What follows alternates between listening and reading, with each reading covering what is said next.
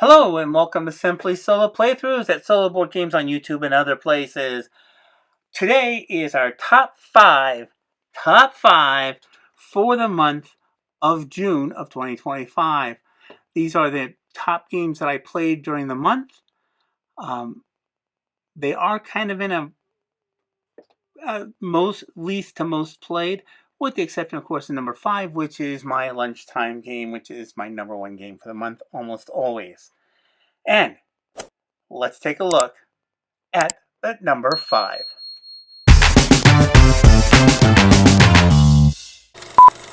All right, number 5 is my longtime favorite game to play during lunch, and that's House Shadows by Rachel Bruner. Obviously, I can only play this during the summer, spring through early fall, because if it gets kind of snowy outside, I really can't play this on an outside table. And that's when I hand back over my card games like Palm Island and stuff. This is a great game. This is a spy game. I remember when Rachel announced this in one of the groups I'm in, and my thought was, spies, cards, count me in. And I love this game. I have so much fun with it. I normally play at lunch with a print and play version of this, but this is the manufactured version. And I actually have 2 or 3 print and play versions. The game is pretty simple. You are after the spy. You are the spy hunter.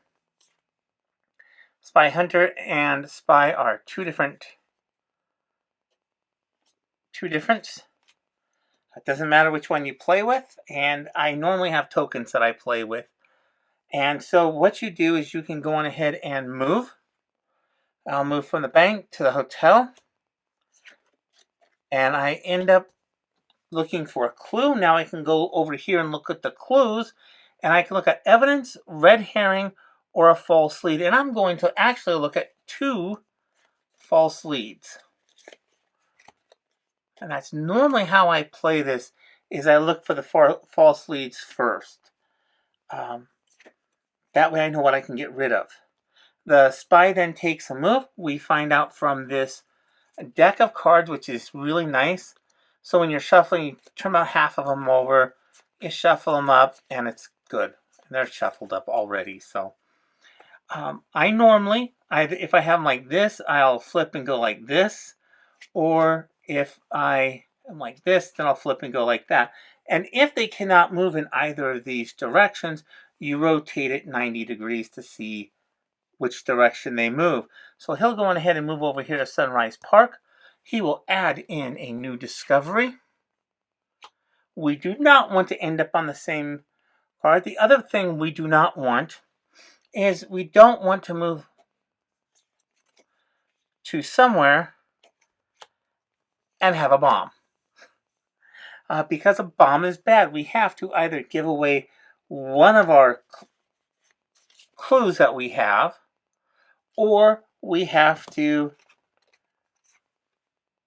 use the bomb snipping. So it has been defused. We have used the bomb diffusing kit, and we ignore the fact of the bomb. The spy will then move and moves down to the casino. Let's reshuffle these up a little bit. And we'll just move right on over here, where you'll take a look. This will not be a bomb. It is another clue, so we get to look at another item. And we will go ahead and look at another false lead, which is going to be a phone. We do not have to collect all the false leads.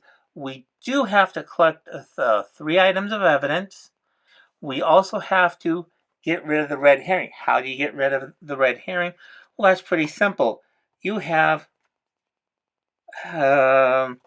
this card come up like that, and he comes up here, and you have to discard an item. If you discard one of these items, you're okay. If you discard one of these items, you're not okay. However, you have to discard the red herring. That is required to get rid of. You also have a bugging device that you can put on, and set up until when the spy goes to that location, the bug gets turned on, and you get to know where he's going to be going to next. That is usually an in-game item that you use. Each location has something special to it. So you can move this, you can flip it and go to any location that you want. It's really nice for getting out of a hassle. Spy is on the run, so at the end, after all your cards are up, because they do work as a timer, you have 4 turns to find the spy, or 3 turns if you're playing on expert mode. This is Harsh Shadows by Rachel Bruner. Fantastic game. I probably have a few hundred plays on this. I love this game that much. It's a good deduction game. My biggest problem that I run into is I can't collect these fast enough. And I'll just end up with more clues at the end when I need items. So, what do you think number 4 is? Why don't you put it down in the comments? Let's take a look. One other thing that I look at with games is quick take up, quick takedown. That was about a minute to take down. Back in the box, and it's ready to go. Let's take a look at 4. Number four is Tiny Epic Galaxies, a Scott Alms game. Let me start off by saying Gambling Games has just been sold. It does look like it has a future, and as far as I know, this is still in print and available to buy. Couple of nice things about the box. First of all, it holds everything sleeve. Second, you have a dice tray. I like dice trays. Third, you have clarification of planet actions. So it's kind of nice. You can go on ahead and look there. This is definitely a solid solo game and really good. So you start off with, I'll start off with 4 die. And I will go on ahead and roll. And then I can go on ahead and re-roll any one that I want. So I'm going to re-roll this one, and I am going to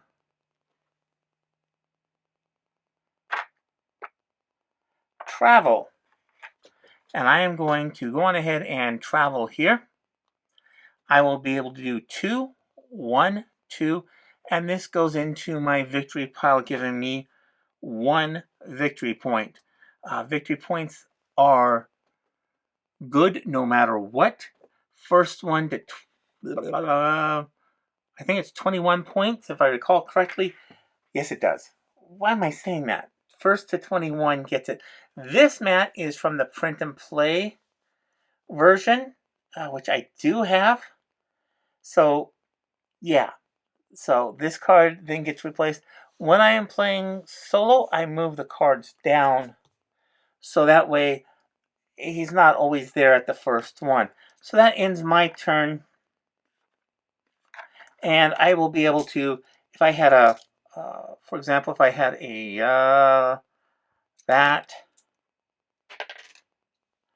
or that, I can go on ahead and move these up. And as I get up here, I get points that I'll be able to use and spend. Now, they start with 4. Problem is, their stuff moves up fast. So when they go on ahead and I often play 1 roll at a time, and I re-roll 1 at a time. So they get a second roll, so they go on ahead and they re-roll this one, and they had a chance, and they're going to go on ahead and fly to the first planet.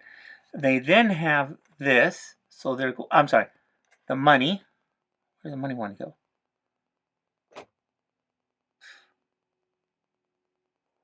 There we go. So it has one of these where they're going to influence economically. The other interesting thing that you can do as a player, so if you go on ahead and you roll on my turn, and I have my thing, and I can go on ahead and fly, and I can go to, so if I am, for example, here on this planet, and I land on this one, so I can land here, and I can advance this by 1 by using that planet's ability. You'll be able to use your planet's abilities quite often, one of the nice things, if I go on ahead and I have the right thing to match it, I can move him back. So there's a lot of fun things. All the different planets, it takes you a while to play through all the planets. You'll get to 21 a couple times before you get through all the planets. Oh, that's number 4, Tiny Epic Galaxies. Number 3 is Maquis by Side Room Games, a great solo game. So you are the French resistance during World War II, and you are trying to thwart the milice and the soldiers. Problem is, you don't want to get caught. You get to move first. We will move to Point L'Evêque. They will go to the fence. Now the fun thing here is they always have as many, they have at least 3. They can get down to 2, but you have to have 2. They will have at least as many as you have. They can have more, but they don't have fewer. We will then go to the doctor. They will go to Point L'Evêque, but I'm already there, so they will go to the black market. And the other thing that you end up doing is you end up playing, you can buy different rooms, and they can go into 1, 2, 3 spare rooms. Your most common one, I'm going to be honest, is the chemist, because you make a lot of bombs. And so you go on ahead and you end up with having some chem, some medical. You end up with, then you can end up, the next turn you can pass them along to the chemist, and they will make a bomb. You can then deliver the bomb to your place, and you're good to go. You can deliver 3 at one time or 1 at a time. 3 at a time is obviously the best if you get caught, which does happen. Let's see. Oh, there's not going to be one here. Let's say you went to the grocer because you want to get some food. Let's see. Oh, we'll go to Radio A. Let's see, fence. So you go somewhere and you pull this up, and all of these places are taken, and you're in all of them because you're in Pont L'Evêque, Pont du Nord, and the grocer. Well, it goes back around, and the police, you get arrested, and the police come here. And then you have to find your way home. Now, the problem becomes, this one can find his way home, so we have the groceries. That's good. But he cannot. So you can use a gun to get rid of one of the milice. And the problem then becomes you then get a soldier in instead. And once you get a soldier in, the soldier cannot be shot with the gun. So you have to basically pay attention to where you're going to and kind of leave yourself a way back out. Now the problem becomes it's sometimes very difficult to do that, especially towards the end. But there's also places where you just go there and that's it. And you'll just, and if you get stuck there, you get stuck there and it's okay. You're taking one for the team. Maquis is a great, just kind of a puzzly little game that's a lot of fun. You need to manage your resources really well or you're going to be in a lot of trouble. Great, great game. So let's go take a look at number 2. Number 2 I find to be my kind of my usual number 2, and that's Star Wars, the deck building game. This is, I love deck building. I like Star Wars. I really, really like this game. It's a lot of fun. You do different things. So you can go on ahead. The Empire always starts first. So they go on ahead and they will have 3 that they can purchase with. And they will purchase the most expensive ship that they can buy or the most expensive unit that they can buy. And they will buy TIE Fighter. That goes over there. So there's a cooldown period. before it goes on ahead and will come into play. When this card does come into play, it will go on ahead and do 5 damage. They can go on ahead and take out just as they would, so they go on ahead and they snipe. They get 4 on their side, so it's going to be 1, 2, 3, all the way up. I'm sorry, 1, 2, 3, 4, so the force will be with them. And they only go after force and other rewards. They always go after the most expensive one that they can possibly go after. Lando is neutral, so he cannot be gone after in that way. So when this card has been played, it is then discarded out and gone to the graveyard. They will go ahead and buy, like I said, the most expensive card that they can find. And they can always buy an Outer Rim Pilot, which is 2, which is a basic, it'll give you a resource. And you can exile the card to gain 1 force. It then comes over to my turn. The force is not in my favor, unfortunately. And I can use a Temple Guardian as a resource or an attack, or I can move the force 1 in my way. So each side has the same thing. And so we can buy for 3. And we'll buy an X-Wing unit. That will go into our draw pile, discard pile. This comes up. We will go on ahead and have the Temple Guardian work with the Rebel Trooper. So that'll be 3. We'll take care of the Death Trooper, and the force moves back 2 in our direction. So that's the quick overview of this game. It's a lot of fun. You have, of course, Luke is the other hero leader. And what's fun is if you can do the 8, you can gain all of these rewards, which is, let's just say, really, really helpful. And the other thing is it will go to the 1 round to wait rather than this pile. So this is Star Wars, the deck building game. Any guesses what number 1 is? There's only one choice. My number 1 game should not come as any surprise. It's Marvel Champions. I must have played about 20 some rounds of this month, probably more. It is a great game. I did not think I was going to enjoy this game as much as I did. It is, as some people define it, a deck construction kit, which is exactly what I have done here. So I have a deck that is designed up specifically for Spider-Woman. She starts off, of course, as Jessica Drew. We draw up her hand size to 6 cards. 1, 2, 3, 4, 5, 6. One great thing about this game is you can start your first round with a mulligan. So we're going to keep this and this. 1, 2, 3.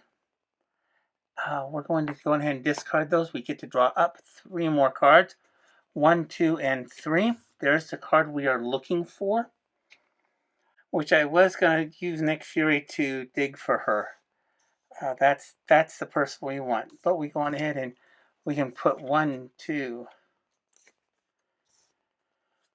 4 into play.